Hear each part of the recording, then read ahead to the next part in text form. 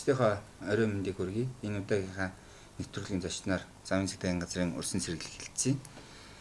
Дарга цагдаагийн орондоо бүх хөтийг оролцож байна. Танд энэ өдрийн мэнд хүргэе. Өдрийн мэнд. Тэгэхээр би танаас нэг юм асуух чинь л дээ. Энэ юу юм гэхээр энэ сарын буюу 5 дугаар сарын 13-ны өдөр төв талбай дээр цагдаагийн байгууллага нээлттэй хаалганы өдөр хийнэ. Энэ арга хэмжээний талаар иргэдэд товч мэдээлэл өгөх. Тэгээ цагдаагийн байгууллагын түүхт 95 жилийн баяр болгож байгаа холбогдуулан цагдаагийн байгууллагаас маш олон төрлийн үйл ажиллагаануудыг шатраалан зохион байгуулж байгаа. За тэдгээрийн бол зүгээр нэг хэсэг нь бол энэ манай цагдаагийн байгууллагаас иргэдэд үзүүлж байгаа үйлчлэгээний талаар дэлгэрэнгүй мэдээлэл хүргэх тийм ээ. Одоо ямар үйлчлэгээ иргэдэд хүргэж байгаа гэдэг талаараа одоо тайлангаа тавих энэ үйл ажиллагаа 13 өдөр зохион байгуулагдаж байна. За энэ 13-ны өдөр зохион байгуулагдаж байгаа үйл ажиллагаанд манай цагдаагийн байгууллагын бүх одоо харьяа нэгж анги байгууллагууд бүрэн бүрэлдэхүүнээр оролцсон. За мөн цагдаагийн байгууллагаас иргэдэд үзүүлж байгаа үйлчлэгээ тийм ээ одоо сүүлийн үед хэрэгжилж байгаа шинжлэх ухааны шин дэвшилтэт техник технологи одоо бүх одоо багаж хэрэгслээ бас иргэдтэй бас танилцуулах ийм үйл ажиллагаануудыг зохион байгуулалтын явуул. Иргэдэд үзүүлж байгаа үйлчлэгээ гэхээр иргэд нэг тийм сайн ойлгодгүй л дээ. Иргэдэд яг ямар үйлчлэгээг тухайн талбай дээр үзүүлэх вэ те. Ихэвчлэн жолооны эрх сэргийлэх гэдэг талаас нь ойлгодог. Гэтэл цагдаагийн байгууллагаас өөр бусад олон хэлбэрийн үйлчлэгээнүүд байгаа шүү дээ. Тэг ер нь бол цагдаагийн байгууллага бол иргэдтэй үйлчлэхдээ одоо хууль дүрмийнхаа дагуу зөрчөөгүй иргэдтэй бол одоо хууль ёсны эрх шигийг хамгаалж үйлчилдэг. За зөрчсөн иргэдийн амь насыг хамгаалахын тулд арга хэмжээ хариуцлага тооцож ингэж үйлчлэгээ үзүүлж явж байгаа. За зөвхөн бол одоо жолооны тэр үйлчлэгээ эрх сэргийлэх үйлчлэгээ гэдгээс гадна манай цагдаагийн байгууллагч маш олон төрлийн одоо иргэний харилцаанд холбоотой үйл ажиллагаануудыг зохицуулж явдаг шүү дээ. Жишээлбэл одоо галз хэсэг хэрэглэх тухай хууль ч юм уу тийм ээ. За одоо сургууль одоо хөлс хөлхийг сургуультай элсэн оролцох цагдаагийн байгууллагууд ер нь орж ажиллах одоо албан зүтгэх энэ хүмүүсийн сургууль сурчлагаа ямар одоо нөхцөл байдал бүрдүүлдгийг ер нь бол одоо ингээд цагдаагийн байгууллагаас иргэдтэй үзүүлж байгаа бүх төрлийн үйлчлэгийг энэ өдөр бол бид нар одоо бусад өдрийнхээс арай дэлгэрэнгүйгээр энэ хүмүүстэй хүргэх үйл ажиллагааг шууд хэлбэрээр нь ойлгож болж байгаа маа. Тэгэхээр энэ үеэр бас маш олон төрлийн үйл ажиллагааны зохион байгуулагдана. Жишээлбэл одоо сүүлийн үед яригдаад байгаа онооны систем тийм. За тэгээд одоо жолооны эрх сэргээх үйл ажиллагаа бол одоо сургалтын одоо сурталчилгаан шалгалтанд бүх үйл ажиллагаа ингээ нэг дор явагдаад иргэдэд тухайн өдөр одоо эрхээ сэргийлгээд авах боломжтой ч гэдэг юм уу. Ер нь ийм төрлийн бүх төрлийн үйлчлэгээнүүд за мөн иргэний бүртгэл мэдээллийн төвөөс одоо тодорхой хэмжээний өөртөө шаардлагатай давлгаануудаа авчих юм тийм ээ. За бидний ярьдаг нөгөө ял шалгуулах хуудас гэдэг тухайн хуудсыг авах ийм маш олон төрлийн өргөн боломжуудыг тийм өдөр нэг одоо ингэж хөргөх гэж байгаа. Тэгэхээр иргэд энэ дээр ирэх юм бол цагдаагийн байгууллагаас олгож байгаа эрх тусгай эрх болон энэ зөвшөөрлүүдийн талаарх мэдээллийг авах бүрэн боломжтой. Мөн энэ зөвшөөрлүүдийг энэ дээр болоолаас албатууд маань очиод олгох юм нөхцөл нь бүрдэж байна гэсэн ойлголт байж байна. Тийм ер нь бол манай иргэд энэ өдөр хүрэлцэн ирснээр энэ олон төрлийн одоо үйлчлэгээнүүдийг хүртгээс гадна ер нь цагдаагийн байгууллагаас явуулж байгаа бодлого чиглэл ард түмэндээ үзүүлж байгаа энэ үйлчлэгээнүүд ер нь ямар шатнд ер нь хэр явж байгаа инновац ер нь хэр хэрэгцсэн гэдэг болгоныг танилцж мэдэх юм боломжтой болно. Албад. За мөн биднэрт бас тухайн өдөр манай байгууллагатай холбоотой санал хүсэлттэй энэ зүйлүүдийг бид нэр бас тухайн өдөр хүлээж авнаа.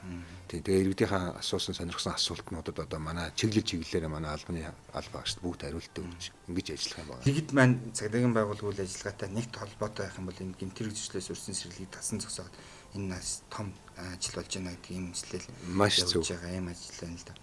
Дээр нь болохоор энэ цагдаагийн байгууллагаас яг тухайн өдрөөлөө зөвхөн цагдаагийн байгууллагатай холбоотой үйлчлэгээ биш бусдаас нөгөө урлагийн тоглолт, уран жолоодлого, сагсан бөмбөгийн тэмцээн гэдэг ийм зүйлүүд болно гэж байгаа. За энэ дээр бол би түрүү хэлсэн манай одоо шин дэвшилтэт техник технологи тийм ямар тээврийн хэрэгсэл ашиглаж байгаа ямар одоо зэвсэг техниктэй болсон юм манай албаны албаагчдын одоо сургалт арга зүй нөгөө бие бэлтрийн хөгжид ямар төвшөнд хүрээд байгаа. За ер нь шинжилэн сундлах криминологийн үйл ажиллагаа ер нь ямар төвшөнд байдалд байгаа тийм. Тэгээ мөн хууль эрх зүйн шинжилэлт одоо хэрэгжиж ирснээс хойш ямар үр дүнд хүрсэн. Ер нь цагдаагийн байгууллагатай холбоотой бүх төрлийн үйлчлэгээ мэдээлэл сургалт сурчлагыг эндээс авах боломжтой. Тэгэхээр та бүхэн хүрэлцэн ирээрээ одоо жишээлбэл манай цагдаагийн байгууллагад ашиглагддаг мөрч нохоонууд маань одоо бараг хар тамхиг ингээд салхиар үнэрлээд авч илрүүлдэг ийм шинэ одоо юутай болсон одоо тусгай хэрэгсэл гэдэг нохоотой болсон. Тэгээ энэ бүтэглийг одоо бид нар ард түмэндээ бас тайлагна энэ өдөр. Тэгэхээр хүрэлцэн ирэх юм бол ер нь бол одоо манай цагдаагийн байгууллагын эм төрийг илрүүлэх ард түмэнтэйгээ нэгтарч ажиллах нөхцөл байдал одоо энэ ямар түвшинд байгаа юм бэ гэдэг тэндээс бол тод томроо гарах тийм боломжтой. Тэгэхээр бас иргэдээс нэг ийм санал хүсэлт ирдэг л дээ. Нийлдэт хаалганы өдөр гээд байдаг. Хайшин цагдаагийн байгууллага бусд үед иргэдийн хаалттай байд юм гэдэг ийм асуултууд тавигддаг л дээ. Энэ тал дээр тань. Тэг ер нь бол яг нээлттэй хаалганы өдөр гэж тодтогч байгаа маань юусоо бусад одоо үеуд байдаг үеийнхаасаа одоо нэлээд одоо дэлгэрэнгүй тэгээд одоо хэлбэрчилсан байдлаар иргэдтэй үйлчлэгээ үзүүлэхийг ойлгож болно. Цагдаагийн байгууллагын энэ үйл ажиллагаа бол бусад үед бол нээлтгүй байна гэж байхгүй. Цагдаагийн байгууллагын үйл хаалга бол байнга нээлттэй ард иргэдээс өдөр тутам одоо санал хүсэлт тийм хүлээ авч те ингэ шийдвэрлэж идэг энэ бол нээлттэй. Тэгвэл бол аль одоо бүх техник хэрэгслээ үзүүлээд ийм болж ийнгээ танилцуулах боломж байдгүй. Тэгэхээр бид нээлттэй хаалганыхаа өдрөөр далимдуулаад энэ бүх үйл ажиллагаануудаа ард иргэдтэй тайлгнах энэ үйл ажиллагааг явуулж байгаа. Тэгэхээр замын цагдаагийн газрын зүгээс энэ өдөрт яг ямар оролцоотой явж байна? Иргэд бас энд хурж ирээд бас ямар мэдээлэл авах бүрэн боломжтой. Ялангуяа энэ тээврийн эзэмших тээврийн хэрэгслийн жолоодох эрхийг авах гэж байгаа залуучуудаас хэлэх энэ мэдээлэл байгаа. Тэгээ одоо тухайн өдөр ирсэн албаагчдад тэнцээ сургалт одоо өглөөнөөс хойш тасралтгүй нэг дугаар зохион байгуулагдана. 2 дугаарт нь шалгалт авах үйл ажиллагаа явагдана те. За 3 дугаарт нөгөө шалгалтандаа тэнцсэн иргэдэд эрх сэргийлэх үйл ажиллагаа бас тань давхар явагдана. За мөн одоо сүүлийн үед шинжилэн найруулагдсан хуулийн дагуу гарсан онооны систем. За бусад холбогдох гарсан журмууд одоо 27-8 журам байгаа.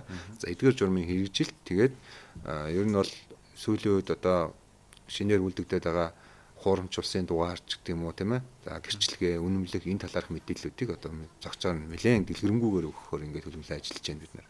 Тэгэхээр бас танаас нэг зүйлийг асууя л дээ. Иргэдтэйгээ ойрцсон техник технологийн дэвшлиг цагдаагийн байгууллага нэвтрүүлж эхэлж байна гэдэг байна л да. Тэгээ яг жишээ ярих юм бол ямар сүүлийн үеийн жишээнүүд вэ? Энэ техник технологийн дэвшлүүд гээд одоо энэ сүүлийн үед их өрчимтэй хөгжөөд бас сошиал буюу энэ интернет орчинд хэр цагдаагийн байгууллага нь иргэдэд хандсан үйлчлэгийг үзүүлж байна. Тэгээ цагдаагийн байгууллагаас явуулж байгаа үйл ажиллагааны бас нэг ололттой талуудаас нь дурдах юм бол бид нар маш олон төрлийн зөрчилдөөр камеруудыг байрлуулж байгаа тийм. Энд одоо энэ бол телефоны дэвшилтийн технологиг хэрэглэсэн ард иргэдийнхээ амгалан байдлыг хангах сувлахад маш чухал үүрэгтэй гэдэг нь хэн болго мэдж байгаа.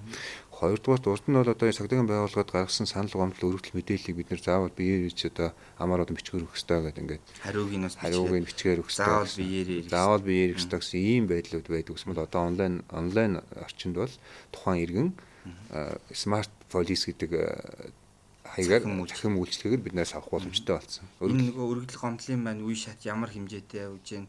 Ямар шатандаа явж байна? Аль байцаагч дээр явж байна? Нээлттэй байна. Яг тухайн иргэнд нээлттэй байна л. Тухайн иргэнд нээлттэй хэрхэн шийдэгдэж байгаа, яаж процесс нь явж байгаа гэдгийг нөгөө хүмүүс маань өөрийнхөө одоо гэртээ сууж байгаа л бараг өргөл гомдоо өгөөд биднээр шийдвүлээд хариуг нь сонсчих ийм боломжтой болсон. Энэ бол одоо иргэд цагдаагийн байгууллагын хамтын ажиллагааны ойртуулж байгаа томоохон бас олд амжилт гэж харж байгаа. Тэгээ бас оюутан залуус маань одоо нэг өнгөрсөн жилээс 2 жилийн хугацаанд хэрэгжлээ. Энэ оюутан цагдаа хөтөлбөр байна. Бас олон нийтийн цагдаа байна. Энэ иргэний зөвлөл гэж яг юу юм гэдгийг ч юм уу тийм. Энэ талаараас мэдээллүүдийг өгөх хэрэгтэй. Одоо энэ оюутан цагдаа олон нийтийн цагдаагийн бүртгэлийн ажиллагаа цагдаагийн байгууллагад эхлээд явагдаж байна л да. За одоо бид нар энэний мэдээллийг бол өдөр болгон бид нар одоо яг шугамаараа өгөөд явж байгаа. Одоо сонирхсан иргэдэд. За мөн манай нээлттэй хаалганы өдөр төр энэ талаарх мэдээллийг бол нэлээд сайн төлхөө өгөх болно. Тэгэхээр бас манай 13 зохион байгуулах нээлттэй хаалганы өдөр хүрэлцэн ирээд энэ талаарх мэдээлэл аваад цагдаагийн байгууллаа одоо хамтарч ажиллахыг гэдгийг бас үрж байна. Тэгэхээр энэ 13-ны өдрөөс иргэд маань энэ талбай дээр хүрэлцэн ирэх юм бол бас цагдаагийн байгууллагатай холбоотой мэдээлэл үзүүлж байгаа үйлчлэгийг бас бүрэн боломжоор нь авах боломжтой байна гэдгээс хэлмээр байна. Мөн танд хэлэх зүйл байна энэ дээр. Тэгээ ер нь бол энэ 13-ны өдөр хүрэлцэн ирснээр цагдаагийн байгууллага иргэдийн хамтын ажиллагаа ч юм уу тийм манай цагдаагийн байгууллагын одоо хөгжил твшил ямар хөө шатанд явж байгаа юм бэ? Ер нь бидэрт ямар үйлчлэгээ үзүүлэх боломжтой вэ? Иргэд ирэхээ мэдэж одоо бид нар бас ямар үүргээ биелүүлэх хэрэгтэй юм бэ гэдгийг эндээс бас олж авах юм лээ. Гэхдээ энэ мэдих явцдаа маш сонирхолтой хэлбэрээр энэ эрх үүргээ мэдэж авах ийм нөхцөл бүрдүүлж байгаа. Тэгэхээр та бүхнийг бас манай цагдаагийн байгууллагын 95 жилийн ойн энэ баярын үйл ажиллагаанд танилцуулах цагдаагийн байгууллагын үйл ажиллагааг танилцуулах энэ ажиллагаанд хүрэлцэн ирэхийг бас үрж байна. Тэгээд та бүхэнд амжилт хүсье. Баярлалаа. Манай нэвтрүүлэг зочны цаг үгээр өндөрлж байна, нэвтрүүлэг үргэлжилж.